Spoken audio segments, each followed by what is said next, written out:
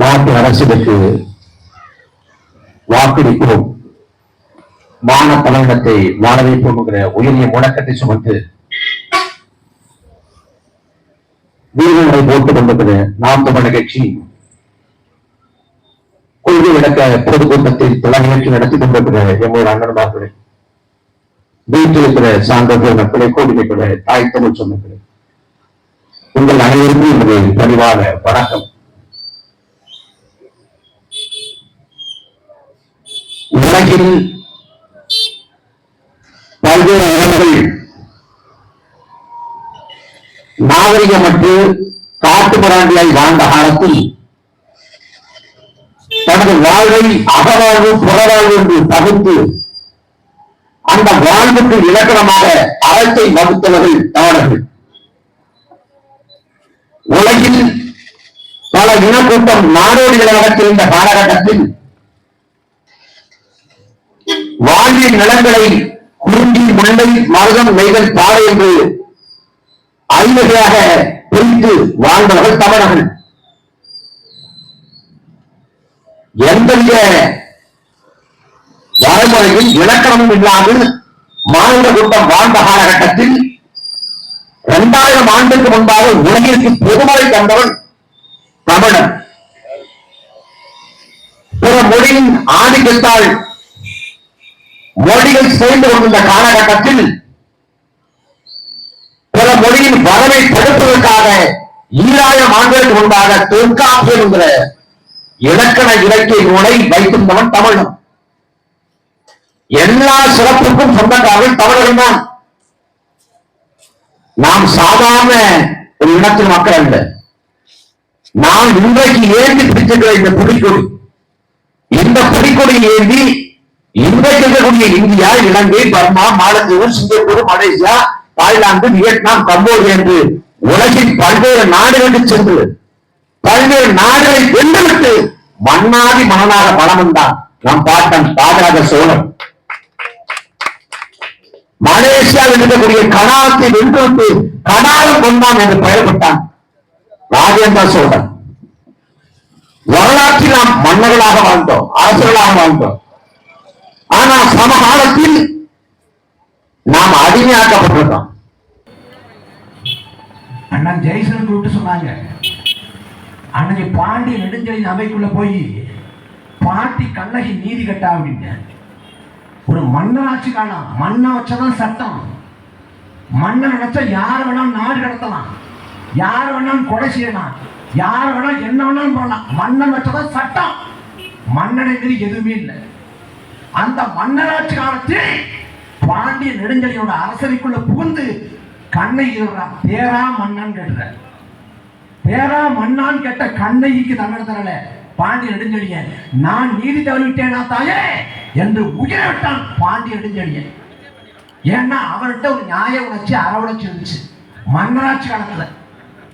ஆனா இது மக்களாட்சி காலம், சனதாக இருக்கிறது நம்பக்கூடிய காலம். இந்த காலத்துல என்ன நடக்கும் தெரியுமா? ஒரு 15 நாட்களுக்கு முன்பாக ஒரு காணொளி சமூக வலைதளங்கள் வந்துச்சு. என்ன காணொளினா, ஐயா ஸ்டாலினோட சுவரட்டி ஒட்டி இருக்கு சபத்துல. ஒரு பாட்டி பாக்குறா, செருப்பு காட்டி அடிச்சதா, நம்மளோட ரோசை கடிப்படுது. அடிச்சத ஒரு நான் காணொலி எடுத்து பதிவு பண்ணிடுறேன், சமூக வலைதளங்கள்ல போடுறேன். சமூக வலைதளங்கள்ல போட்ட உடனே அவன் போட்டான் பாருங்க, அவனை பிடிச்சி கைது பண்ணி உள்ள போட்டுறேன். யாரு? திமுக அரசு. அவன் அடிக்கவும் இல்லை, செருப்பு எடுத்து கொடுக்கவும் இல்லை. அவன் படம் பிடிச்சு கொடுத்தான்.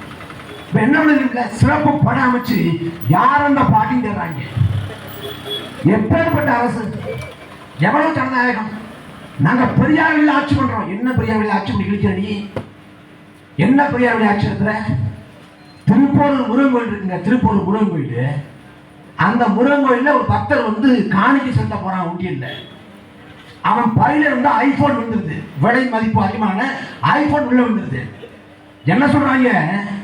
உண்டியல்ல விழுந்தது அம்பாளைத்தான் சொந்தம் அப்படின்னு இந்த பாளையத்தம்மன் படத்துல வரும் இல்ல ஒரு நகைச்சுவை, அந்த மாதிரி உண்டியல்ல விழுந்த ஐபோன் முருகனுக்கு தான் சொந்தம்.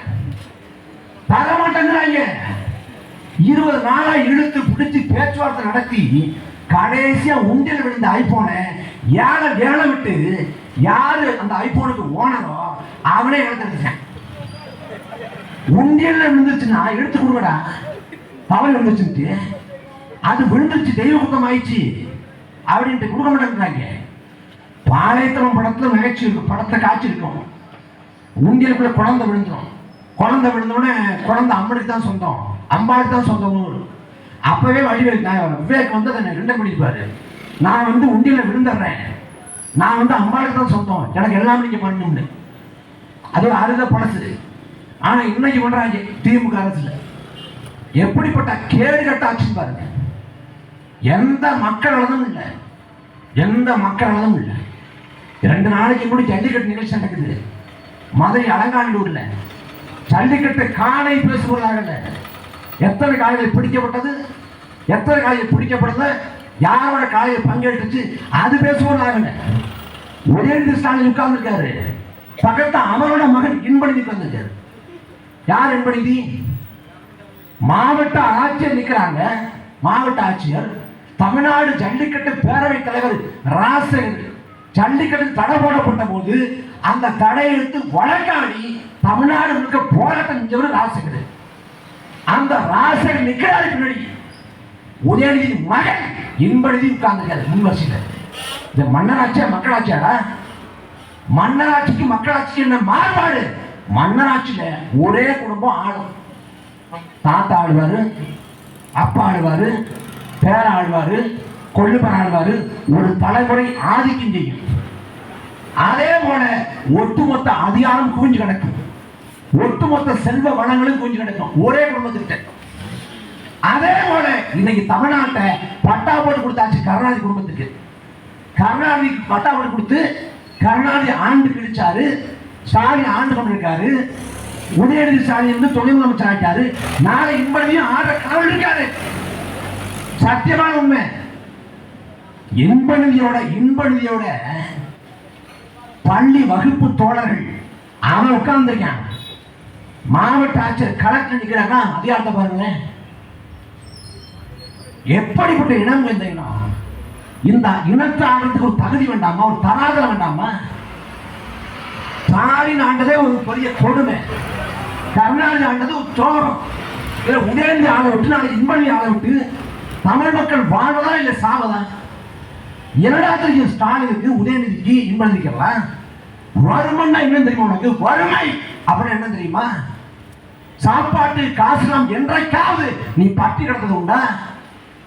கடன் பட்டு வாங்கிய கடனை கட்ட முடியாது, வட்டி கட்ட முடியாது, தன் தந்தை கலைஞர் நிற்பதை என்றைக்காவது பார்த்தது உண்டா? தாய்க்கு மருத்துவ செலவுக்கு காசுங்கிறப்ப கதறி பதை துடித்தது உண்டா? அக்கா தங்கச்சி திருமணம் பண்ண முடியலையே காசுலேன்னு கதறிது உண்டா? சொந்த ஊர்ல வாழ முடியாம ஊரை விட்டு வெளியேறி வெளியூர்ல போய் ஊரை நினைச்சு மனம் கலங்கியது உண்டா? அரசு பேருந்த போனது உண்டா? அரசு வங்கியில போய் கடனுக்காக, கல்வி கடனுக்காக கால் எடுக்க காற்று என்று அப்பன் அவமானப்படுவதை பார்த்து நின்றது உண்டா? என்ன தெரியும் உனக்கு?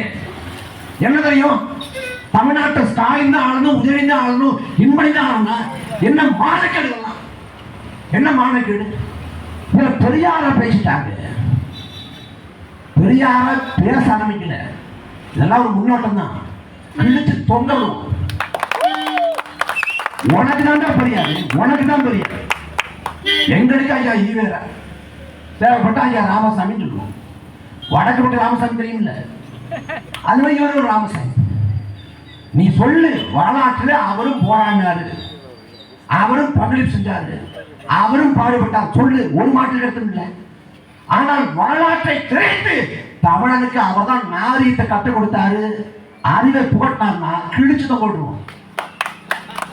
இப்ப 2 நாளைக்கு முன்னாடி, 4 நாள் இருக்கு நினைக்கிறேன், மாலை முரசு தொலைக்காட்சியில் ஒரு விவாதத்தில் நான் பேசுனதை பேச விடாம கத்தி கூப்பாடு போட்டு மறைச்சிட்டாங்க. கடைசியா பெரியாசிரிய உடைக்க கழிட்டான். இவன் வன்முறை தோன்றான், இவன் மேல வழக்கு போடணும் ஒரு கூட்டம். பெரியாசிரிய உடைப்பன்னு சொல்லிட்டான், உடைச்சான்னா இவன் கையை உடைக்கணும் இன்னொரு கூட்டம். காதுல விழுங்க விழுங்க விளையாட பெரியாசிரிய உடைக்கவும் சொல்லல, உடைப்பன்னு சொல்லல. மக்களே உடைச்சுவாண்டா பார்த்துக்கிறாங்க. என்னன்னா எல்லா அயோக்கியத்தனங்களையும் பண்ற, எல்லா அயோக்கியத்தனங்களையும் மோசடித்தனங்களையும் உள்ளமறை தந்தையும் பண்ற பண்ணிட்டு பெரியாங்க. வங்கதேசம்னு ஒரு நாடு இருக்குங்க அருகாமையில. அந்த நாட்டின் விடுதலைக்கு பாடுபட்ட அந்த நாட்டோட தந்தை முஜிபுர் ரஹ்மான். முஜிபுர் ரஹ்மானோட வாரிசு தான் ஆடுறாங்க. ஷேக் ஹசீனா தான் ஆண்டாங்க. ஷேக் ஹசீனா கொடுமையான ஆட்சி கொடுத்த பிறகு ஷேக் ஹசீனா மீதான கோபம் முஜிபுர் ரஹ்மான் மேல மாறுது. முஜிபுர் ரஹ்மான் சிலையை உடைக்கிறான். வங்கதேசத்தின் தந்தை முஜிபுர் ரஹ்மான் சிலையை வங்கதேசத்து மக்களை உடைச்சு வைக்கிறார். அதே போல சோவியத் ரஷ்யா கம்யூனிஸ்ட் பேர்ல ஒரு மோசடித்தனமான ஊழல் நிறைந்த ஆட்சி. கம்யூனிசம் மகத்தான கோட்பாட்டை சாகடித்து மாபெரும் ஊழலாட்சியை கட்டமைத்த போது அந்த ஆட்சிக்காக வெகுண்ட மக்கள் சோவியத் ரஷ்யாவை உடைச்சான். சோவியத் ரஷ்யா உடைந்த போது சேர்ந்து புரட்சியாளர் லெனின் சிலையும் உடைந்தது. கோபம் வந்து லெனின் மனம் மாறிடுச்சு. அதே போல எல்லாத்துக்கும் பெரியார் சொல்லிட்டு நீ முள்ள மாதிரி தனத்தை முடிச்சு வைத்தனத்தை அயோக்கியத்தை பண்ணா கடுப்புல பெரியார் மேல பாஞ்சிருவேன். அதான் நாங்க சொல்றோம், எச்சரிக்கணும், கவனமானதுக்கு. நாங்க ஏன் உடைக்க சொல்ல போறோம்? நான் இன்னும் சொல்றேனே, இங்க இருக்கக்கூடிய பெரியாரி அமைப்புகள், இந்த பெரியாரி அமைப்புகள் மட்டும் நியாயத்தின் பக்கம் என்று, நேர்மையின் பக்கம் என்று, உண்மையின் பக்கம் என்று திமுகவுக்கு எதிராக போராட தொடங்கினால் பெரியார் சிலையை திமுக உடைச்சிருக்கான். 2009 சென்னையில பெரியார் சிலையை உடைச்சது திமுக. உடைச்சவனை கருணாநிதி கட்சி விட்டு நீக்கல, கைது பண்ணி உள்ள போடல. ஏன்னா பெரியார் மீது பாசம் விடுங்க. இன்னைக்கு திடீர்னு பெரியார பேசிட்டாங்க. நாட்டில் எவ்வளவோ மக்கள் வாழ்வாதார சிக்கல் இருக்கு, அது எல்லாத்தையும் மடைமாற்றி கொண்டு இருக்காங்க. பெரியார் சென்னையில அண்ணா பல்கலைக்கழகம் இருக்குது. அந்த அண்ணா பல்கலைக்கழகம் முதன்மையான பல்கலைக்கழகம் இந்தியாவிலேயே முதன்மையான பல்கலைக்கழகம் ஒன்று இந்த அண்ணா பல்கலைக்கழகம். அந்த பல்கலைக்கழக வளாகத்துக்கு அருகாமையில ஆளுநர் மாளிகை இருக்குது, மத்திய தொழில்நுட்ப நிறுவனம் IIT இருக்குது, எதுக்கு காந்தி மண்டபம் இருக்கு. எப்போதும் கண்காணிப்புக்குள்ள, எப்போதும் கவன ஈர்ப்புக்குள்ள இருக்கக்கூடிய ஒரு பகுதி அண்ணா பல்கலைக்கழகம். அந்த பல்கலைக்கழக வளாகத்துக்குள்ள ஒரு இளம்பெண் பாலியல் கொடுமை செய்யப்படுற, அதற்கு யார் பொறுப்பேற்பது? யார் பாலியல் கொடுமை பண்றான்னு பார்த்தா அவன் திமுக ஒரு பொறுக்கி நாய். அந்த திமுகவை சேர்ந்த பொறுக்கி நாயோடு அமைச்சர் மா சுப்பிரமணியன் பல படங்கள் இருக்கு. அவனோட பின்புலத்தை ஆராய்ஞ்சா அவன் மீது பல்வேறு வழக்குகள் இருக்கு. சரித்திர பதிவேடு குற்றவாளி. காவல்துறை, உளவுத்துறை கண்காணிக்க வேண்டிய சரித்திர பதிவேடு குற்றவாளி. அவன் எந்த துணிவுல பல்கலைக்கழக வளாகத்துக்குள்ள போனான், எந்த துணிவுல பெண் பிள்ளை மேல கை வச்சான். அவன் வன்கொடுமை பண்ணிட்டு அந்த பெண் இருக்கிறப்ப சொல்றான்னா, இன்னொரு சார் இருக்காரு, அந்த சாருட்டு நீ இணங்கணும், அவரோட ஆசைக்கு நீ உடன்படுங்க. அந்த சார் யாரான்னு கேட்கிறான். இன்னைக்கு வரைக்கும் பாஸ் பண்ண மாட்டேங்கிறேன். அதை பேசாம மடைமாற்றம் செய்ய, திசை மாற்றம் செய்ய களை போட்டான் பெரியார்னு. திடீர்னு பெரியார் மேல பாசம் பொங்கி வடிக்குது. மக்கள் பிரச்சனை கூட மூடி மறைச்சு விட்டு ஒரு பிரச்சனை இவனையே உருவாக்கி விடு. இங்க தமிழ்நாட்டில் 2 பேர் இருக்காங்க. ஒன்னு அண்ணாமலை, ஒரு ஆளுநர். இந்த வடிவேல் நகைச்சுவரும்ல, இந்த ஆட்டாக்கார தம்பியை காணுமே அப்படின்னு தோல்பத்திரி சிங் அப்படின்னு ஒரு சத்தம் வரும். அந்த மாதிரி திமுக பிரச்சனையா ஒரு ஆளுநர் சொல்லிட்டாரா? ஆளுநர் எப்படி சொல்லலாம்? இல்ல அண்ணாமலையா அவர் எப்படி பண்ணலாம்? இந்த அண்ணாமலையை ஆளுநரை வச்சு ஒப்படைத்தாங்க. நாங்கள் ஆளுநர் பதவி ஏற்க மாட்டோம், ஆட்டுக்கு தாடி இருக்கு, நாட்டுக்கு ஆளுநர் இருக்கு. போன ஆட்சியில அந்த ஆட்டு தாடியை பிடிச்சி தொங்கு ஏன் தொங்குன? சட்டமன்றத்தை சட்டை கழிச்சாங்கன்னு போய் ஆளுநர் மாளிகை ஏன் முறையிட்டா ஸ்டாலின்? ஏன் முறையிட்டாரு? நாடுங்க ஆளுநர் மசோதாவுக்கு ஒப்புதல் தர்றாரு, இல்ல மசோதா நிராகரிக்கிறாங்க, மசோதா கிடப்பில போடுறாங்க, இல்ல மசோதாவை ஜனாதிபதிக்கு அனுப்புறாங்க. இதுக்குதான் சட்டப்பூர்வமான மதிப்பு உண்டு. ஆளுநர் பேசுற பேச்சுன்னா மதிக்கவே வேண்டிய அவசியம் இல்லை. அதற்கு சட்டப்பூர்வமான எந்த மதிப்பும் இல்லை.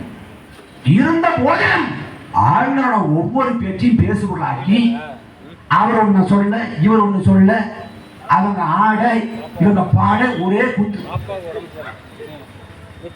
ஆளுநர் வந்தார், ஆளுநர் நடந்து வந்துட்டு இருந்தாரு. நாங்க கொக்கன்ற நினைத்தாயோ கொக்கனவா அப்படின்னு நாங்க பாட்டை போட்டோம், கவிதையை போட்டோம். ஆளுநர் தெரிச்சிட்டாரு.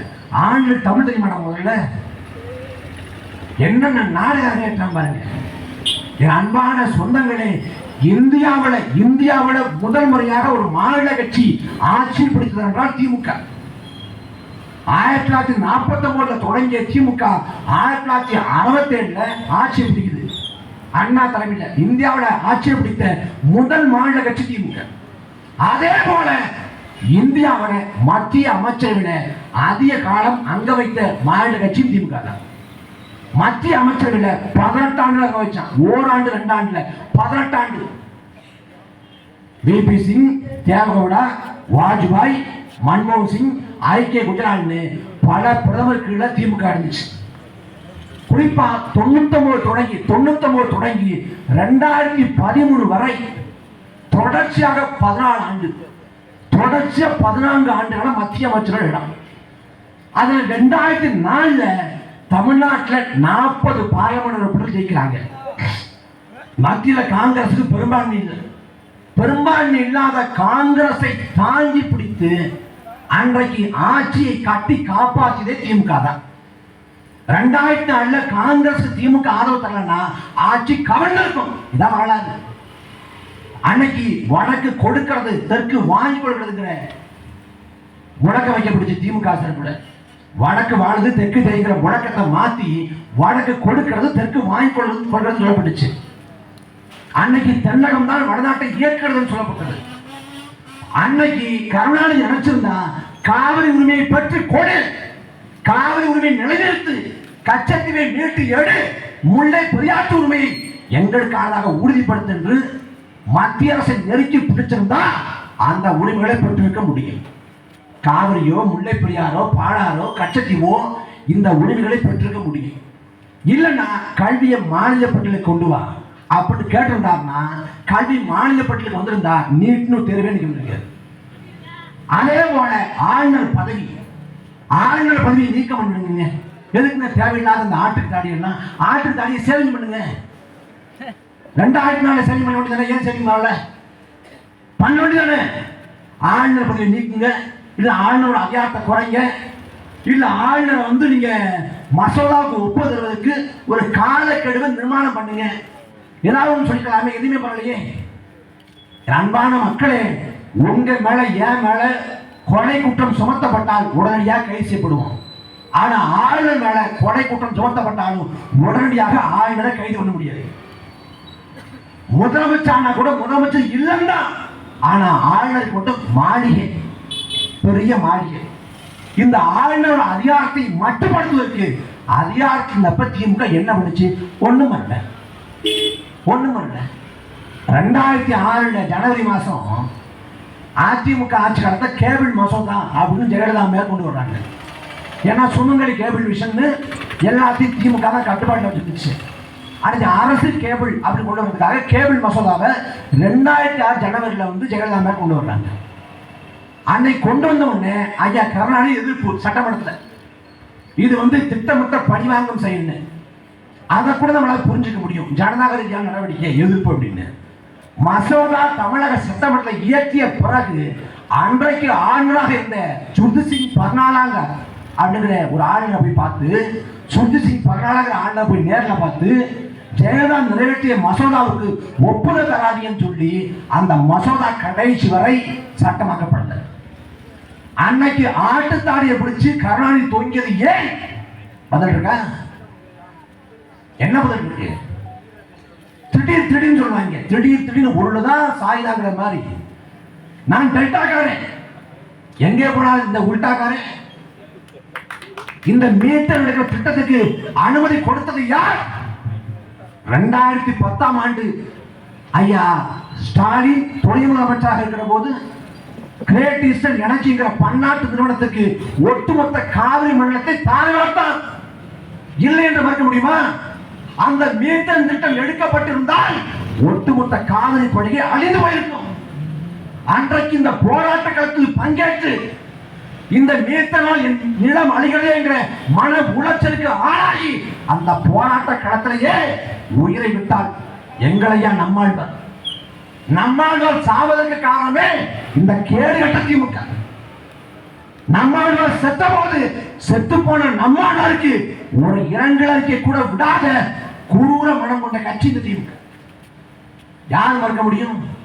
2014 பார்லிமெண்ட் தேர்தல் பரப்புரையும் போது தஞ்சாவூருக்கு வந்த ஐயா ஸ்டாலின் சொல்றாங்க, நான் தெரியாம கையெழுத்து போட்டேன். தெரியாம போட்டாங்க. தமிழ்நாட்டின் முதலமைச்சருக்கு ஒரு கர்மாந்தம் தெரியாது. நான் ஒரு சான்று சொல்றேனே, ஒரு தேர்தல் பரப்புரை நிகழ்வு ஐயா ஸ்டாலின் வந்து அந்த பரப்புரை வாகனத்திருக்காங்க. கீழேந்து ஒரு அம்மா பிள்ளைக்கு பேரு வைங்க அப்படின்னு கொடுக்குது குழந்தைய. உடனே கேட்கிறாரு, அப்பா பேர் என்ன அப்படின்னு. அந்த அம்மா வந்து ஷேக் அலாவுதீன். ஷேக் அலாவுதீன், ஓ ஜெயக்கடாவா, இந்த ஜெயக்கடாவின் மகனுக்கு அப்படின்ட்டு பேர் வச்சார். பேர் வச்சு சொன்னது பிள்ளைக்கு, அப்பா பேரை மாற்றி வச்சார். 2021 சட்டமன்ற தேர்தல் பரப்புரையும் போது ஊர் ஊரா போய் ஐயா ஸ்டாலின் மனு வாங்கினாங்க. மனு வாங்குறப்போ ஒருத்தர் மனு கொடுத்திருக்காங்க. அவன் பேரு திருமலை. அவன் மனு என்னன்னா, என் கறவை மாட்டை காணும், கறவை மாட்டை கண்டுபிடிச்சு கொடுங்க. எப்படி கறவை மாட்டை கண்டுபிடிச்சு கொடுங்க அப்படின்னு இவர் மனு வாங்கி படிக்கிறாரு. சகோதரி திருமலை தன் கணவனை காணும் என்று புகார் கொடுக்கிறார்கள். அவன் கறவை மாடுங்க, இவர் கணவன். சரி, அந்த கர்மத்தான் மாத்தி பிடிக்காருன்னா திருமணங்கிறது ஆம்பளை பேர் கூட வாங்க தெரியாது. இந்தியாவில் சொல்லுங்க, உலகத்தை சொல்லுங்க, திருமணம் எங்க புகழ பேர் இருக்கு? இவர் தமிழ்நாட்டின் முதலமைச்சரான எந்த லட்சத்தை இருக்கும்? நிர்வாகம் பண்ண தெரியலங்க. நான் ஒரு சம்பவம் சொல்றேன் கேளுங்க. நெல்லையில ஒரு அரசு பேருந்து போயிட்டு இருக்கு. அந்த அரசு பேருந்துல ஒரு கான்ஸ்டபிள் ஏறாரு. கான்ஸ்டபிள் ஏறி உட்கார்றாரு. உடனே கண்டக்டர் சொல்ற, டிக்கெட் எடுக்குது. நான் எடுக்க மாட்டேன், ஏன்னா எனக்கு வந்து எடுக்க முடியாது, நான் வந்து இதுல வேலையில் இருக்கேன், எடுக்க தேவையில்லைங்குது. அப்ப கான்ஸ்டபிளுக்கும் கண்டக்டர் இடையே வாய் தகராறு ஏற்படுது. வாய் தகராறு ஏற்பட்ட பிறகு ஒரு வழியா அந்த கான்ஸ்டபிள் வந்து டிக்கெட் எடுத்துட்டு பயணம் பண்ணிடுறாரு. பயணம் எடுத்துட்டு இந்த வாய் தகராறு ஏற்பட்டுச்சுல, வாய் தகராறு ஏற்பட்டு அவங்களுக்குள்ள ஒரு தகராறு மாதிரி ஒரு சச்சரவு. இதை ஒருத்தர் வந்து காணொலியா எடுத்து அலைபேசியில போன்ல எடுத்து ஒருத்தர் சமூக வலைதளங்கள்ல பதிவிட்ட பிறகு அடுத்த 2 நாள் எங்க டிபார்ட்மெண்ட் ஆளு போலீஸ்க்கு நீ வந்து டிக்கெட் கேட்பியான்னு தமிழ்நாடு முழுக்க போக்குவரத்துறை சேர்ந்த ஓட்டுநர்கள் மீது நடத்துனர்கள் மீது வழக்க போறாங்க. யாரு? காவல்துறை சார்ந்த பெருமக்கள்.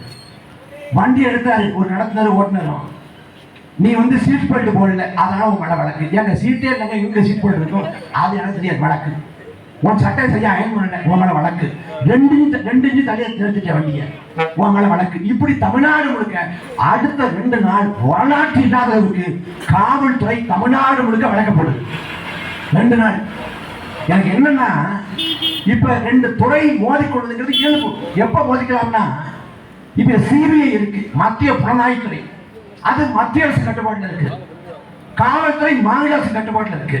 கட்டுப்பாடு வெவ்வேறு இடங்கள் இருக்கிறப்ப அங்க முரண் வரும், உரசல் வரும், மோதல் வரும், இயல்பான ஒன்று, புரிஞ்சுக்க முடியும். ஆனா இங்க போக்குவரத்துறையும் காவல்துறையும் மாநில அரசின் கட்டுப்பாட்டில் இருக்கு, ஸ்டாலினோட நேரடி கட்டுப்பாட்டில் இருக்கு. அப்படிங்கப்ப காவல்துறையும் போக்குவரத்துறையும் வெளிப்படையாக 2 நாட்கள் தமிழ்நாடு முழுக்க மோதிக்கொள்கிறது. ஒரு நொடி பொழுதுல ஸ்டாலின் வந்து ஒரு சரியான நிர்வாகியா இருந்தா, ஏப்பா தேவையெல்லாம் வழக்க போறீங்க, எல்லாம் விளையாட்டு பண்றீங்களா, நிறுத்துங்க அப்படிலாம் முடிஞ்சிருக்கும். ஆனா அப்படி பாருங்க என்ன பண்ணாங்க தெரியுமா? அந்த கான்ஸ்டபிளையும் கண்டக்டரையும் தேடி கண்டுபிடிச்சு 2 பேரையும் நிக்க வச்சு, கண்கள் பணிக்க செஞ்சு, இதயம் நினைக்க செஞ்சு, காதல் கசிந்துட வச்சு, 2 பேர் கையிலையும் ஒரு தேநீர் கொடையை கொடுத்து, நான் உன்னை தப்பா புரிஞ்சுக்கிட்டேன், நானும் உன்னை தப்பா புரிஞ்சுக்கிட்டேன் அப்படி 2 பேரும் மனம் விட்டு பேசி, அப்படி பேசி கட்டி பிடிச்சி அப்படியே இன்பரசம் பெருகிற அந்த காட்சியை வந்து காணொலியை எடுத்து சமூக வலைதளங்களை போட்ட பிறகு தமிழ்நாடு முழுக்க போடப்பட்ட வழக்குகள்லாம் திரும்ப பெறப்படுது. இது நாடா இல்ல நாடக முடியாங்க? இப்படிப்பட்ட ஒரு கேடுகட்ட நிர்வாகம் இந்தியாவில் எங்க நடக்குமா? எங்கேயாவது 60 பேர் செத்து போயிட்டாங்க கள்ளச்சாராயத்துல. கள்ளச்சாராயம் குடிச்சு விட்டு 60 பேர் செத்து போயிட்டாங்க. சாவுக்கு யார் பொறுப்பு? ஸ்டாலின். ஸ்டாலின் கள்ளக்குறிச்சியில கள்ளச்சாரம் வச்சா பாருங்க. கள்ளச்சாரம் கண்ணு குட்டின்னு விட்டேன். இந்த கண்ணு குட்டிங்கவன் திடீர்னு ராத்திரி கிளம்பி போய் பொருட்கள்லாம் வாங்கியாந்து காலையில காய்ச்சி மாலையில வித்து ராத்திரியில சாகல. அவன் பல மாதங்களா இதே விளையாண்டுருக்கான். பல மாதங்கள் அப்படி பல மாதங்களா பண்றான்ல. இந்த இடத்துல அவன் கண்ணுக்குட்டி வந்து கள்ளச்சாரம் வித்தான்னா இங்க இருந்து 100 மீட்டர்ல நீதிமன்ற வளாகம் இருக்கு. இங்க இருந்து 100 மீட்டர்ல வந்து காவல் நிலையம் இருக்கு. காவல்துறையில உளவுத்துறைன்னு ஒரு துறை இருக்கா இல்லையா? எத்தனை மணிக்கு பொதுக்குழு வருவாரு, யாராவது பேசுவாங்க, யாரை தாக்கி பேசுவாங்க, இந்த திருத்திரப்படியில கட்சி விட்டு விலகிறாங்களா, அவங்க பேட்டி கொடுப்பாங்களா, எல்லா வேவும் பார்க்கிற உளவுத்துறை இளவுத்துறை எல்லாம். அப்ப என்ன பண்ணுச்சு? நாம் தமிழர் கட்சி விட்டு வெளியே போனாங்க. சேர்ந்தா உடைக்கிறடா. உனக்கு என்ன? நாம் தமிழர் கட்சி விட்டு வெளியே போவாரா? பேட்டி கொடுப்பாரா? உளவுத்துறை கேட்டுங்க. தமிழ்நாடு உளவுத்துறை இதுவா வேலை? நாம் தமிழர் கட்சி வேவு பார்க்கிற வேலை. தமிழ்நாடு முழுக்க எவ்வளவு குற்றச்செயல் நடக்குது? அந்த குற்றச்செயலை வேவு பார்த்து தடுத்துட்டீங்களா? கள்ளச்சாராயம் அவன் வித்தான்ல. உளவுத்துறை காவல்துறை சரிவர இயங்கியிருந்தால் 60 அப்பாவி மக்கள் உயிர் போயிருக்காரு. சாகடித்தது திமுக அரசு. சாகடித்தது திமுக அரசு. யார் மறுக்க முடியும்? ஏன்னா காவல்துறைக்கு வந்து ஒரு விதத்துல வந்து அவங்களை வந்து இதுதான் பயன்படுத்துறாங்க. நாம வந்து மதுபான கடையை மூடுங்க, போன ஆட்சி காலத்தை போராடணும். இப்ப மதுபானம் ஒரு பக்கம், மதுபான கடை இருக்குது. அதை தாண்டி கள்ளச்சாராயம் ஒரு பக்கம், கள்ளச்சாராயம் ஒரு பக்கம். இதை தாண்டி கஞ்சா, அபின், அந்த போதை மாத்திரை, போதை ஊசி, போதை சாக்லேட்டு, போதை அந்த எல்லாமே இருக்குது. போதை காணா, போதை பஞ்சுட்டா எல்லா கிராமமும் திரும்பிக்குது. இதெல்லாம் உளவுத்துறைக்கு காவல்துறை தெரியாம இருக்குதா? தமிழ்நாட்டில் கஞ்சா புழங்காத ஒரு ஊர் சொல்லுங்க. இந்த திருத்தக்குடியில, இந்த கோட்டூர்ல, இந்த மன்னாடுல கஞ்சா இல்ல காவல்துறை சொல்லுமா? சொல்ல முடியுமா? தமிழ்நாடு முழுக்க இருக்கு கஞ்சா. தமிழ்நாடு முழுக்க எப்படி இவ்வளவு பழக்கம்? அதிமுக ஆட்சி காலத்துக்குள்ள சட்டமன்றத்துக்கு போனார் ஐயா ஸ்டாலின். குட்கா எடுத்துட்டு போனாரு. குட்கா எடுத்துட்டு போய் காவல்துறை அதிகாரி ராஜேந்திரனும் அப்புறம் விஜயபாஸ்கரன் சேர்ந்து காசை வாங்கிட்டு அனுமதி கொடுத்துட்டாங்க. அதனாலதான் தமிழ்நாடு முழுக்க குட்கா பழகுதுன்னு. இப்ப கஞ்சாவுக்கு ஸ்டாலினும் உதயநிதி காசை வாங்கிட்டு விட்டாங்களா? தமிழ்நாடு முழுக்க கஞ்சா எப்படி பழகுது? படிக்க வேண்டிய இளம் பிள்ளைகள் கஞ்சாவுக்கு அடிமையாகிறாங்க. ஒருத்தன் வந்து இளம் வயதுல வந்து போதைக்கு அடிமையானா அவன் எப்படி ஆரோக்கியம் கொண்டவனா இருப்பான்? அவன் எப்படி அறிவுல வந்து சிறந்து விளங்குறவனா இருப்பான்? ஒரு தலைமுறை அழிந்து கொண்டிருக்காது. அதை பத்தி எந்த கவலையும் இல்லை. ஆனா ஐயா ஸ்டாலின் சொல்றாங்க, போதையின் பாதையில போகாதீங்க. எல்லா பக்கம் டாஸ்மாக வச்சா அப்புறம் எந்த பாதையில போறது? காட்டுக்குள்ள புறப்பட்டு போகணும். போதையின் பாதையில போகாதீங்க. நீங்க என்ன பண்றீங்க? ஒரு பக்கம் டாஸ்மாக், இந்த பொங்கலா இந்த தீபாவளியா இவ்வளவு ரூபாய்க்கு சாராயம் விற்கணும். விற்கலையா அதிகாரியை சஸ்பெண்ட் பண்ணுவேன். ஒரு பள்ளிக்கூடம் இருக்குன்னு வச்சுக்கோங்களேன். இந்த பள்ளிக்கூடத்துல தேர்ச்சி விழுக்காடு இவ்வளவு விழுக்காடு வரணும். இல்ல மாணவரோட வருகை விழுக்காடு இவ்வளவு விழுக்காடு வரணும். கல்வி பெற்றவங்களோட விழுக்காடு இவ்வளவு விழுக்காடு வரணும். இல்ல வந்து ஒரு சுகப்பிரசவம், அந்த பிரசவம் ஆகிறவங்க விழுக்காடு இவ்வளவு விழுக்காடு வரணும். இதுல சுகாதாரத்தில் மேம்பட்ட ஒரு ஆதித்த உருள் இருக்கணும், அதை இவ்வளவு விழுக்காடு வரணும். இப்படின்னு ஒரு அரசு வந்து இலக்கு தீர்மானிச்சா அந்த அரசு மக்களுக்கான அரசு, உருப்படியான அரசு. சாராயம் விற்கிறதுல அதிகப்படியா சாராயம் விற்கணும். அப்படி சாராயம் விற்கிறோம்னா அதிகாரி இடைநீக்கம் பண்ணுவோம்னா இந்த அரசா வருதுமா? பள்ளிக்கூட பிள்ளை குடிக்கிறானே, பள்ளிக்கூடத்துக்கு போற பிள்ளை குடிக்கிறாங்க, கல்லூரிக்கு போற பிள்ளை குடிக்கிறாங்க. குடிப்பது ஒரு வாழ்விலாக பண்பாடாக மாறி போச்சு. அதாவது எப்படின்னா, நான் குடிக்க மாட்டேன்னா என்ன கேவலமா நினைக்கிறேன்.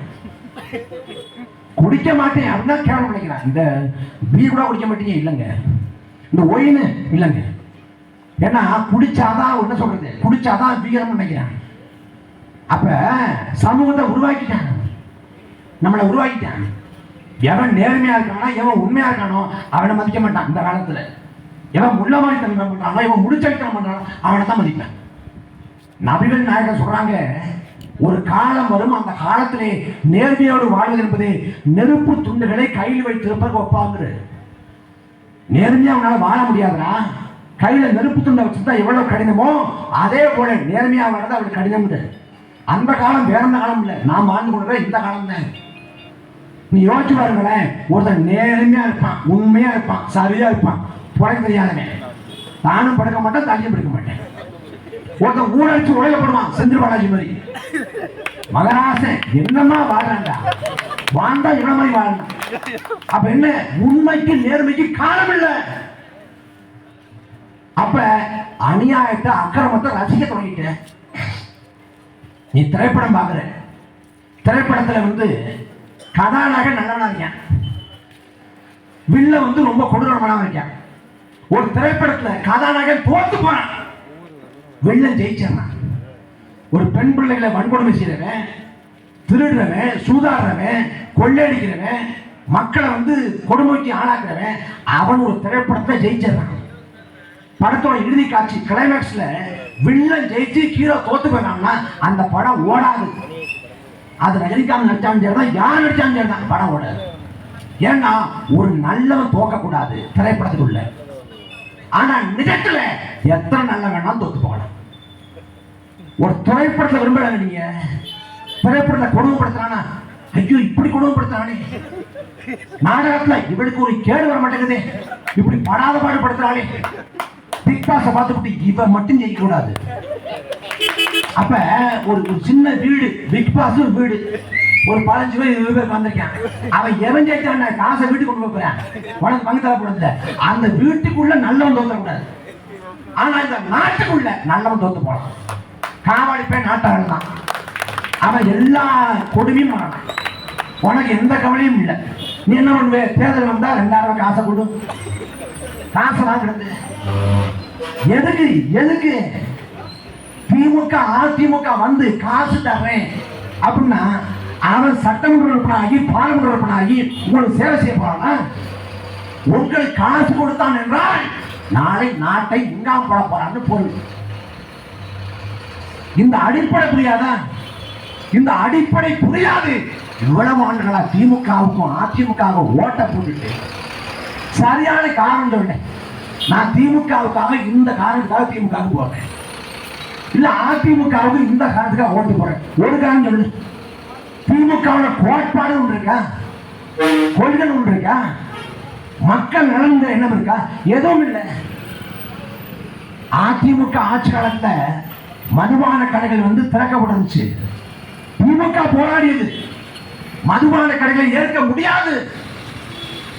இந்தியாவிலே இளம் விதவிலை கொண்ட மாநிலம் தமிழ்நாடு தான். யார் சொன்னா? திமுக. ஐயா ஸ்டாலின் அவர்கள் வந்து வீட்டு வாசல கருப்பு கொடி ஏந்தி கருப்புடை தரித்து குடும்பத்தோடு போராட்டம் பண்ணாரு, மதுபான கடையை மூடன்னு சொல்லிட்டு. இது இப்ப அதிமுக ஆட்சி. திமுக ஆட்சிக்கு வந்த உடனே இவன் ஒரு அரசாங்கம் பிறப்பிக்கிறான். என்ன அரசாங்கம்னா, இனி விளையாட்டு திடல்லையும் கல்யாண மண்டபத்தையும் வந்து நீங்க சரக்க போடலாம் அப்படின்னு. உடனே அதிமுக சொல்லுது, மதுவை வைத்து தமிழ் இளைஞர்களை சீரழிப்பதா இவங்க வர்ற. இந்த கவுண்டமணி நகைச்சுவை இல்லை, நான் இப்படி சுத்தப்ப நீ அப்படி சுத்தணும், நான் அப்படி சுத்தப்ப நீ இப்படி சுத்தம். இதுதான் திமுக அதிமுக. அதிமுக ஆட்சி காலத்தை தங்கை அனிதா இறந்து போனார் நீர் தருவாடு. ஐயா ஸ்டாலின் போராட்டம் பண்ணாரு, எடப்பாடி பழனிசாமி சொன்னாரு அரசியல் பண்ணாதீங்க. ஒன்னே ஐயா ஸ்டாலின் அரசியல் பண்ணாம அவியலா பண்ண முடியும். இது அப்ப. இப்ப அண்ணா பழைய மாணவிக்கு வன்கொடுமை, திமுக சொல்றது நீங்க அரசியல் பண்ணாதீங்க, அவங்க அரசியல் பண்ணாம அவியலா பண்ண முடியும். மாறி மாறி எல்லாத்தையும் பண்றாங்க. நாம ஓட்டு போட்டு அடிமை ஆயிட்டோம். ஒரு கட்டத்துல எதுக்கு ஓட்டு போடணும்னு தெரியல, ஆனா திமுகவுக்கும் அதிமுக ஓட்ட போடுறேன். தமிழன் வந்து அடிமை ஆயிட்டான். அவன் சாதிக்கு அடிமை, மதத்துக்கு அடிமை, நுகர்வு கலாச்சாரத்துக்கு அடிமை, திரை மோகத்துக்கு அடிமை, எல்லாத்துக்கும் அடிமை. அதே போல ரெட்டலை உதயசூரியனுக்கு அடிமை. ரெட்ட லட்சணத்துல கருணாநிதியை வேட்பாளர்னா கூட அதிமுக முறை ஓட்டு போட்டு வெளில வச்சிருக்காங்க. உதயசூரிய எண்ணத்துல ஜெயலலிதாவுன்னா கூட திமுக ஓட்டு போட்டு வச்சிருவேன். ஏன்னா போறது ரெட்டலை ஒரு குத்து, உதயசூரிய ஒரு குத்து. நீ ஒரு தடவை குத்துற, அவன் 5 வருஷம் குத்து குத்து குத்துற. அப்புறம் குத்துதே குறைஞ்சா யார் என்ன பண்றது? என்ன தீர்வு கிடைச்சிருக்கு? ஸ்டாலின் தான் வராது, விடியல் தர போறாரு முழக்கத்தை முன்வைத்தவர் ஸ்டாலின். 2021 உங்கள் மனசாட்சியை தொட்டு சொல்லுங்க, யாருக்கு விடிவு கிடைச்சிருக்கு? யாருக்கு விடுதலை கிடைச்சிருக்கு? யாருக்கு? பிடிஆர் பழனிவேல் தியாகராஜன் பேசுறதா ஒரு ஒளி நாடா வந்துச்சு. பிடிஆர் பழனிவேல் தியாகராஜன் அந்த ஒளி நாடாவில் என்ன சொல்றாரு அப்படின்னா, ஸ்டாலின் மகன் உதயநிதி ஸ்டாலினும் மருமகன் சபரிசம் சேர்ந்து இந்த 3 ஆண்டு காலத்துல 30,000 கோடியை கொள்ளைச்சிட்டாங்க. 3 ஆண்டுல 30,000 கோடி. உன்னால கற்பனை செய்ய முடியல? கற்பனை. குடிசையில பிறந்த குடிசை இறந்து போறேன். வாழ்களை எந்த சுகத்தையும் பார்க்காம கடைசி வரைக்கும் வறுமையோட போராடி போராடி வறுமையில செத்து போறேன். ஆனா ஒரு குடும்பம் ஒட்டுமொத்த நாட்டு சொத்துக்களை அபகரித்துக் கொண்டு அவன் கொளிக்கிறான். நாம காவிரி படுகின்ற இருக்கக்கூடிய மக்கள் இந்த தஞ்சாவூர், திருவாரூர், நாகப்பட்டினம் இந்த 3 மாவட்டங்களில் கல்யாண பத்திரிகை எடுத்து பார்த்தோம்னா பத்திரிகையில போட்டிருக்கோம்.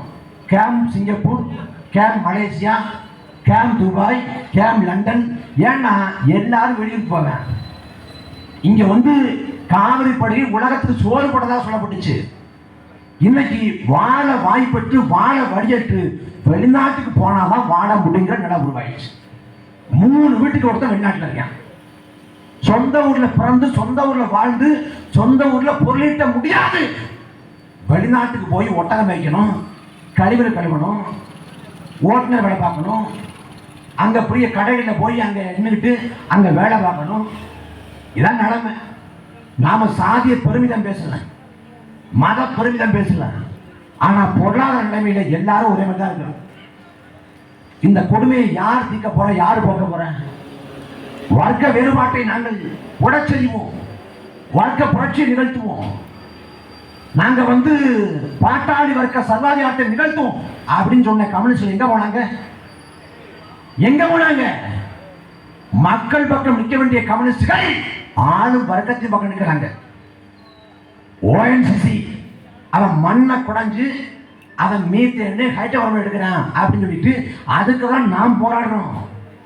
ஆனா ஓஎன்சிசிக்கு ஆதரவாக நாகப்பட்டினத்தில் போராடுது இந்திய கம்யூனிஸ்ட், மார்க்சிஸ்ட் கம்யூனிஸ்ட் கட்சி. இந்த கட்சிகள் யாருக்கானதாக? யாருக்கானதாக இருக்குது? ஆளும் வர்க்கத்தை ஊதுகொள்ளாக ஆளு வர்க்கத்தின் கைப்பாவையாக மாறி போனது. இந்திய கம்யூனிஸ்ட் கட்சியை சேர்ந்தவர் நம் மண்ணின் மகன் ஐயா முத்தரசன். அவர் சொல்றாங்க வேங்கவேலை பத்தி கேட்கிறப்ப, வேங்கவேல் வந்து பழைய பிரச்சனைங்க. உங்க கட்சி தான் பழைய கட்சி, கழிச்சு போங்களேன். பழைய பிரச்சனை நீதி கிடைச்சிச்சா? 2 நாளைக்கு முன்னாடி செய்தீங்க. இந்த கள்ளக்குறிச்சி பக்கம், கள்ளக்குறிச்சி அந்த பகுதியில் வந்து திண்டிவனம், கடலூர் இந்த பகுதியில் வந்து வெள்ளம், கடுமையான வெள்ள பாதிப்பு. வெள்ள பாதிப்பு சமயத்தில் அரசு கவனிக்கல, கண்டுகொள்ள, பெரிய இழப்பு. அந்த சமயத்தில் நிவாரணம் கிடைக்கல. பொன்முடி போறாரு, மக்களுக்கு கோபம் வருது, சேர்த்து எடுத்து அடிச்சாங்க. சேர்த்து அடிச்ச உடனே சட்டம் வந்து சேராயிடுது, அழுக்காயிடுது. இவ்வளவுதான். அன்னைக்கு யார் சேர்த்து அடிச்சான்னு தேடி பிடிச்சி கைது பண்றாங்க. அந்த ஊர் மக்களை தேடி பிடிச்சி ஒவ்வொருத்தரா கைது பண்றாங்க. சட்டையில சேறுபட்டதுக்கு இவ்வளவு கொந்தளிக்கிற திமுக அரசு குடிக்கிற தண்ணீர மலம் கிடந்து 2 ஆண்டாயிடுச்சாடா. ஏண்டா கைது பண்ண? சமூக நீதி, திராவிட மாடல், பெரியார், அண்ணாண்டு பேசியே குடிக்கிற தண்ணியில மலத்தை கலந்து அந்த மக்களை உயிரோடு போய் கொண்டுட்டானே. ஒரு ஏழை தாய் சொல்றான், மலத்தை கலந்துக்கு பதிலா விஷத்தை கலந்து குடுத்துக்கலாமே, குடிச்சு செத்து போவோமே. எந்த ஊருக்கும் போக முடியலையே. எந்த ஊரும் கேட்டா வேங்கவேன்னு சொல்றப்ப தலைகுடிமா இருக்கு, அவமானம் இருக்கே. அதுக்கு என்ன சொல்ல போறாங்க?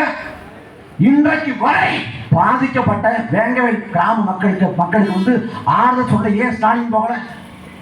ஏன் உதயநிதி போகல? போன ஆட்சியில எல்லா கொடுமையும் பண்ண ஆளுநர் பன்வாரிலால் புரோஹித். அந்த பன்வாரிலால் புரோஹித்தோட இல்ல திருமணத்துக்காக பஞ்சாபுக்கு ஓடிய உதயநிதி இந்த இருக்க வேங்கவேலுக்கு ஏன் போகல? ஏன் போகல? தீண்டாமை சுவர்ங்கிறோம். 2 சாதிக்கிடையே தீண்டாமை சுவர் இருக்குன்றான். அது எப்படி தீண்டாமையின் சாதியத்தின் கோர அடையாளமோ அதே போல அங்க இருக்கக்கூடிய அந்த தொட்டியின் தீண்டாமை அடையாளம் தான். மனம் கலக்கப்பட்ட அந்த தொட்டியை இடித்து தகர்த்து விட்டு எல்லா மக்களுக்குமாக பொதுவான தொட்டியை கட்டி கொடுத்து அந்த ஊர் கிராமத்து மக்கள் வீட்டில் உட்கார்ந்து அவங்க கொடுத்த கோல தண்ணியை எடுத்து குடிச்சு நான் இருக்கேன் கவலைப்படாதீங்க தலைந்து மட்டும் நில்லுங்க அப்படின்னு ஸ்டாலின் போய் ஆறுதல் சொல்லியிருந்தால் சமூக நீதி மறந்துருக்கும். இன்னைக்கு வரைக்கும் ஏறெடுத்து பார்க்க துப்பு இல்லை வேங்கவேலுக்கு. நீ என்ன பெரியாருடைய ஆட்சி பண்ற, திராவிட மாடல் ஆட்சி பண்ணி கிழிக்கிற, என்ன சமூக நீதி, என்ன சமூக நீதி? விழுப்புரம் பக்கம் திரௌபதி அம்மன் கோயில் இருக்கு, மேல்பாதிங்கிற கிராமத்துல. அங்க வந்து 2 சமூகங்களுக்கு இடையே வந்து புலவு விரிசல். அந்த கோயிலுக்குள்ள ஒடுக்கப்பட்ட ஆதி தொல்குடி மக்கள் போகக்கூடாது அப்படின்னு ஒரு சாரால் வந்து தகராறு பண்றாங்க. அப்ப அரசு என்ன பண்ணணும்?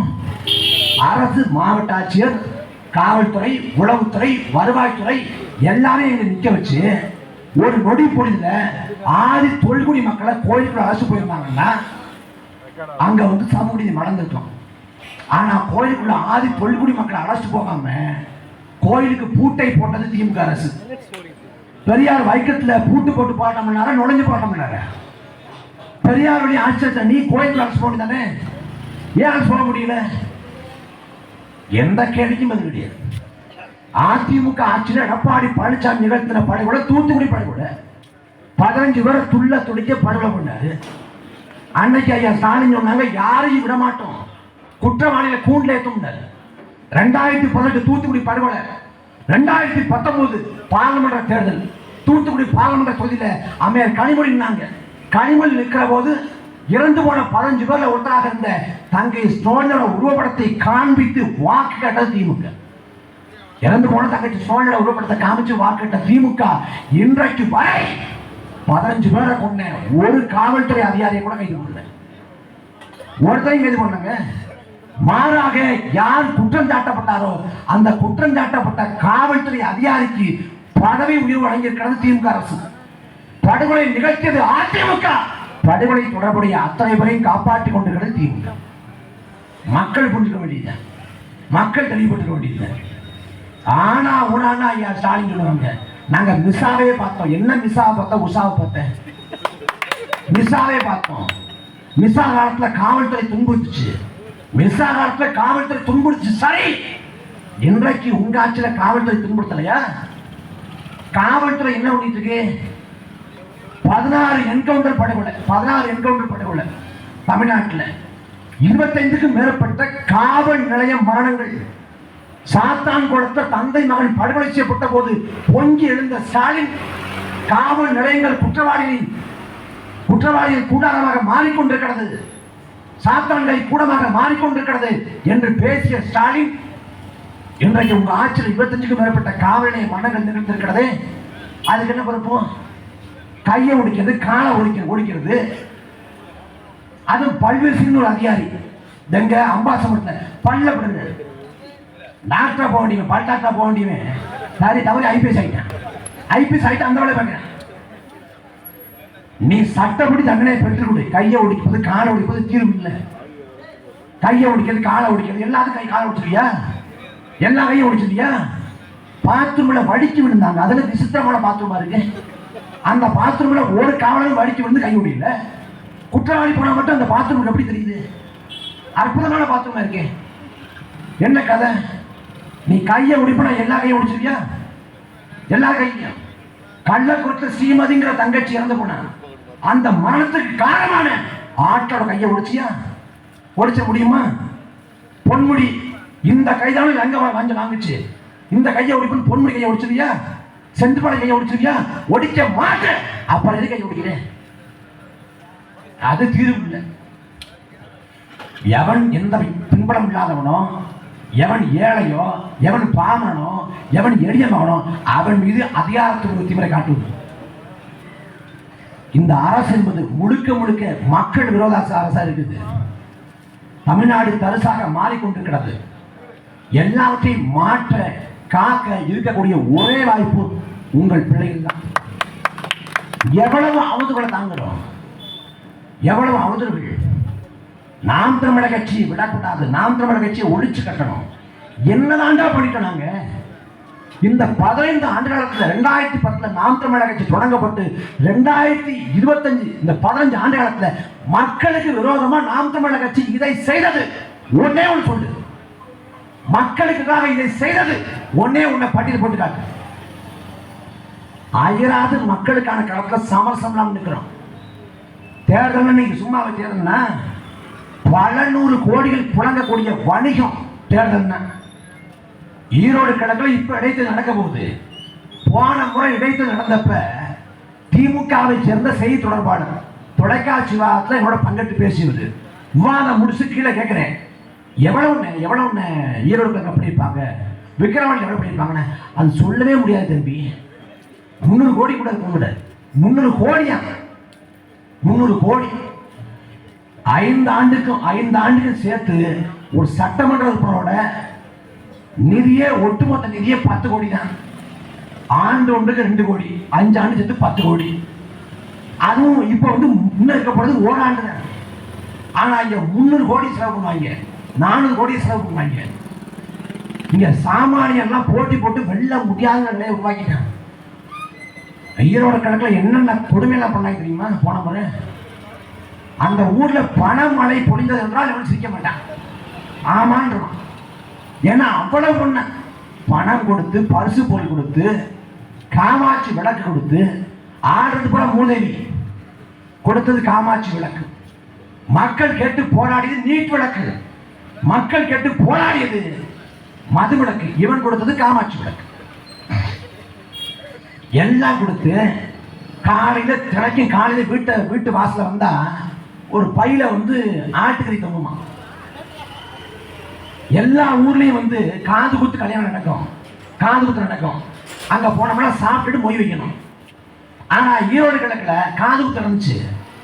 அங்க போய் சாப்பிட்டு மொய் கொடுக்க முடியல, மொய்க்கு ஒரு வாங்கிட்டு வரலாம். காது குத்துனது யாருக்கு? யாருக்கும் இல்ல, மக்களுக்கு தான். எல்லாம் நடந்துச்சு.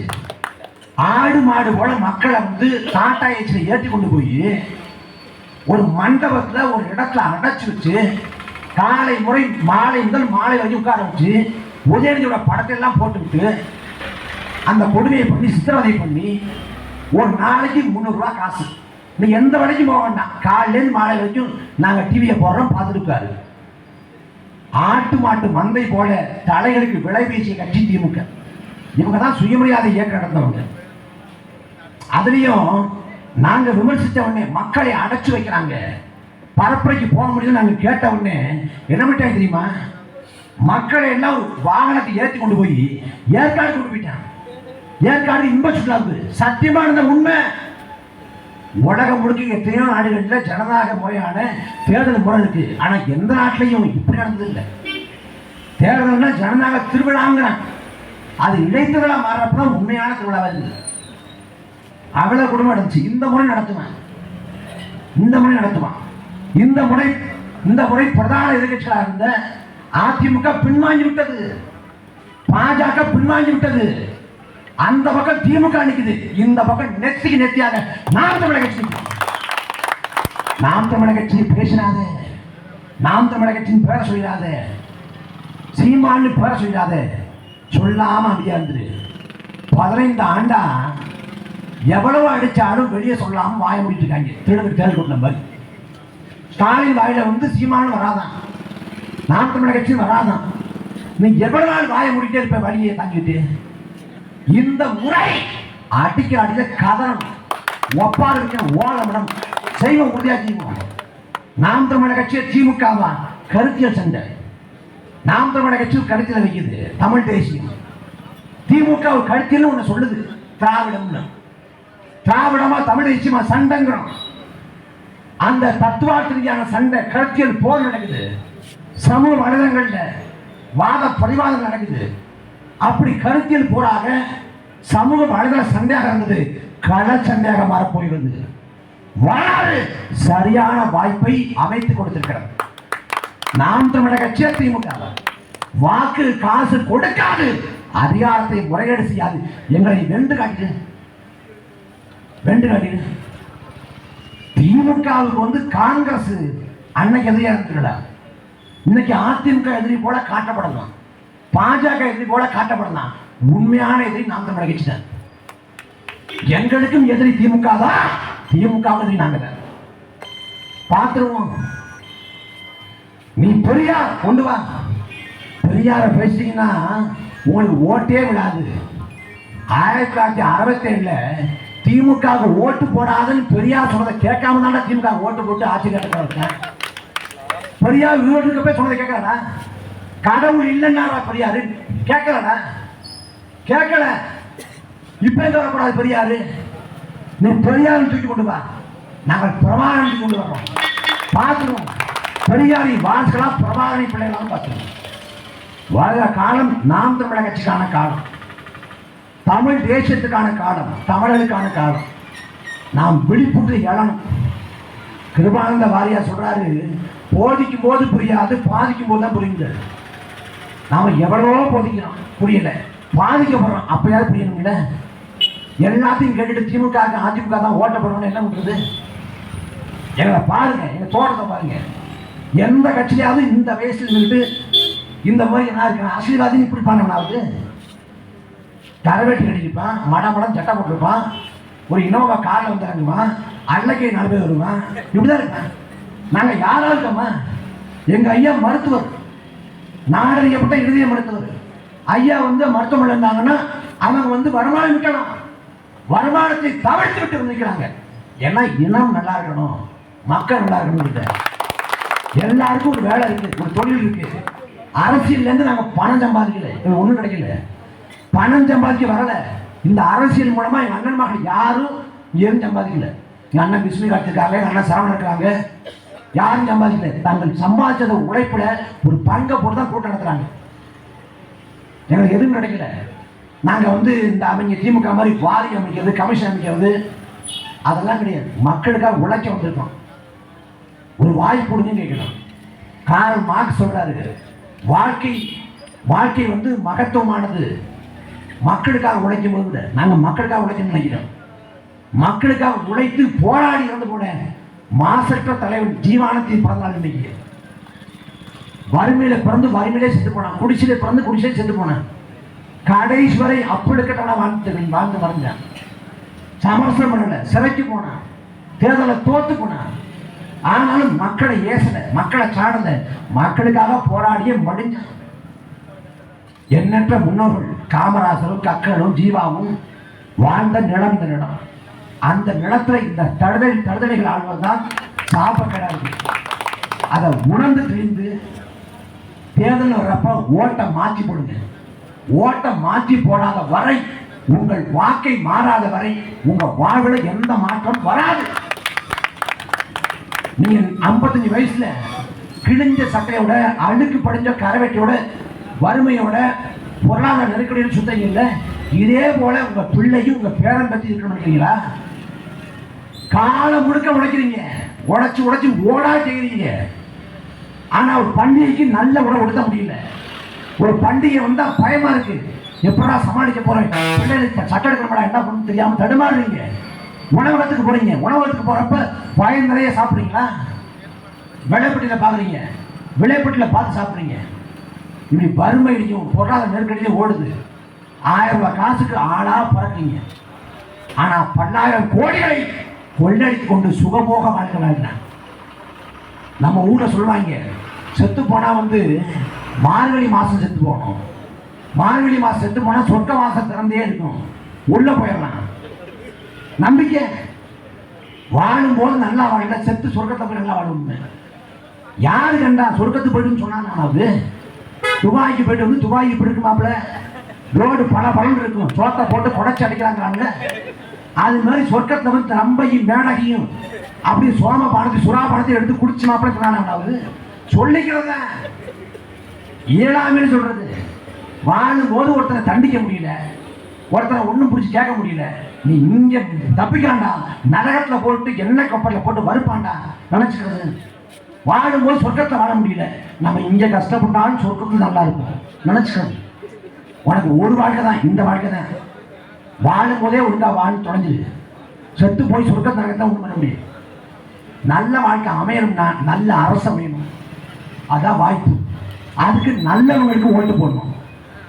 நீங்க ஓட்டை வந்து மாத்தி திமுகவும் அதிமுக ஓட்டை போட்டுட்டு சிக்காரோட கோயிலுக்கு போய் சிக்கல்லாம் தேர்ந்து சொல்லிட்டு நெய்வேத்தியம் பண்ணாலும் சனீஸ்வர பகவானுக்கு அங்க போய் காரைக்காலுக்கு போய் பிடிச்ச சனி போகணும். உனக்கு தான் பிடிச்சிச்சே 7 சனி. 3 தலைமுறை பிடிச்ச ஆட்டாட்டுன்னு ஆடுது. கருணாநிதி, ஸ்டாலின், உதயநிதினு அந்த சென்ம சனியை தொலைக்காம சனி போகணும். எப்படி போகும்? நீங்கள் வாக்கை மாற்றி செலுத்தாத வரை எதுவும் மாறாது. நீங்க உணர்ந்து தெரியணும். நீங்க எங்கள் பேச்சை கேளுங்க. நாளைக்கு திமுக கூட்டம் போடுவாங்க, அவங்க பேச்சும் கேளுங்க, மற்ற பேச்சும் கேளுங்க. சரி தப்பு அரசு ஆராயுங்க. வள்ளுவன் சொல்றாங்க, எப்போது யாராவை கைப்படும் அப்போது மெய்ப்பொருள் காண்பது. மெய்ப்பொருள் காணுங்க. எது தவறு, எது சரி, தப்புன்னு எது தவறுன்னு சொல்லி அரசு ஆராயுங்க. அரசு ஆராய்ஞ்சு நேர்மைக்கு உண்மைக்கு ஓட்டப்படுங்க. எங்களுக்கு கூட சொல்றேன், நேர்மைக்கு உண்மைக்கு ஓட்டப்படுங்க. அப்படி நேர்மை பார்த்து உண்மை பார்த்து ஓட்டப்பட்டா நாம் தமிழக தாராளமா போட்டுவீங்க. அதை பார்க்காம மறுபடியும் ரெட்டாடி தான் இந்த விரல் குத்தும். உதயசூலை நோக்கி தான் அந்த விரல் போகும்னா அந்த விரல் சீல் பிடித்த விரலை விட மோசமான விரல். புரிந்து தெளிந்து எழுந்துக்கணும். கண் முன்னே எல்லாத்தையும் இழந்துட்டோம், எல்லாத்தையும் இழக்க கொடுத்துட்டோம். 2 லட்சம் மக்கள் சாகடிக்கப்பட்டிருக்காங்க கண் முன்னே. ஒருத்தர் 2 பேர்ல 2 லட்சம் மக்கள். 2 லட்சம் மக்கள் துடிக்க படுகொலை செய்யப்படவே இந்த ஆட்சியாளர்கள் அதற்காக பேசல, அதற்காக குரல் கொடுக்கல. காவிரி உரிமை உனக்கான உரிமை, முல்லை பெரியார் உரிமை உனக்கான உரிமை. பொங்கல் பண்டிகைப்ப தேனி மாவட்டத்து மக்கள் எல்லாம் முளைப்பால் எடுத்துக்கொண்டாங்க. பொங்கல் எதுக்கு? உழவுக்கு உதவிய கதிரவனுக்கு நன்றி செலுத்துறது, உழவுக்கு உதவிய மாட்டுக்கு நன்றி செலுத்துவது. அதே போல பெண்ணிக்குங்கிற மாமனிதன் முல்லை பெரியாற்றனை கட்டி தந்து உணவுக்கு உதவி செஞ்சாங்கிறதுனால அவன் பிறந்த நாளை தமிழ் சமூகம் நன்றி கடனோடு கொண்டாடி கொண்டிருக்கிறது. பெண்ணிக்கு வெள்ளைக்காரன் நம்மால் இல்லை, வெள்ளைக்காரனுக்கு கோயில் போல முளைப்பால் எடுத்து நன்றி செலுத்துறான். ஏன்னா அவன் சொந்த காசை போட்டு தன் மனைவி நகை எடுத்து அவன் முல்லை பெரியாற்றனை கட்டி கொடுத்தான். இங்க இருக்கிற கருணாநிதி மாதிரி ஊரடிச்சு உடையில போடல. புரிஞ்சு தெரிஞ்சுக்கணும். அந்த முல்லை பெரியாற்று நமக்கு இல்லை, கச்சதீவு நமக்கு இல்லை, எதுவும் நமக்கு இல்லை ஆகி போச்சு.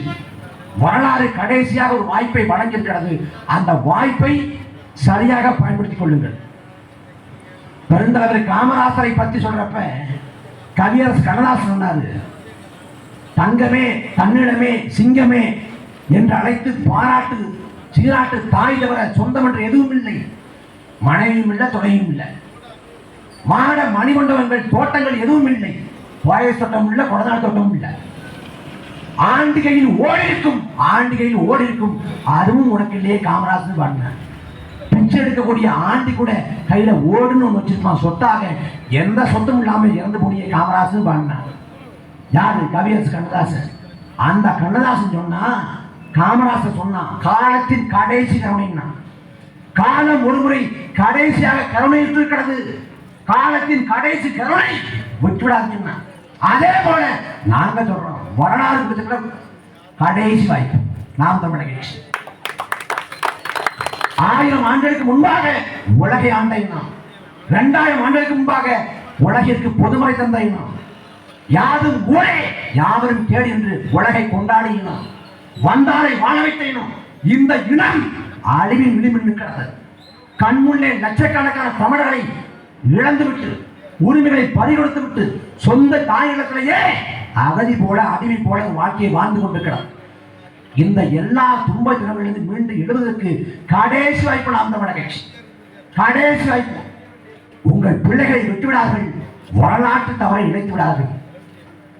1000 ஆண்டுகளுக்கு மேலாக தென்னாப்பிரிக்கா வைரச் சுரங்கங்கள்ல, மலேசியா ரப்பர் தோட்டங்கள்ல, இலங்கை தேயிலை தோட்டங்கள்ல, மொரிஷியஸ் கரும்பு தோட்டங்கள்ல உலகம் முழுக்க கூலியாக அகதியாக நிற்கிற தமிழன் அதிகாரத்தை சுவைப்பதற்கு கடைசி வாய்ப்பு நாம் தமிழக கட்சி. இதனால் வரை ஒழிக்காத தமிழனுக்கான குரலை சட்டமன்றத்தில் பார்லிமெண்ட்ல ஒழிக்க செய்வதற்கான வாய்ப்பு நாம் தமிழக கட்சி. உங்கள் பிள்ளைகளை ஆதரியுங்கள், அங்கீகரியுங்கள். நாங்கள் கடைசி வரை இந்த மண்ணுக்காக மக்களுக்காக உழைப்போம். நன்றி, வணக்கம்.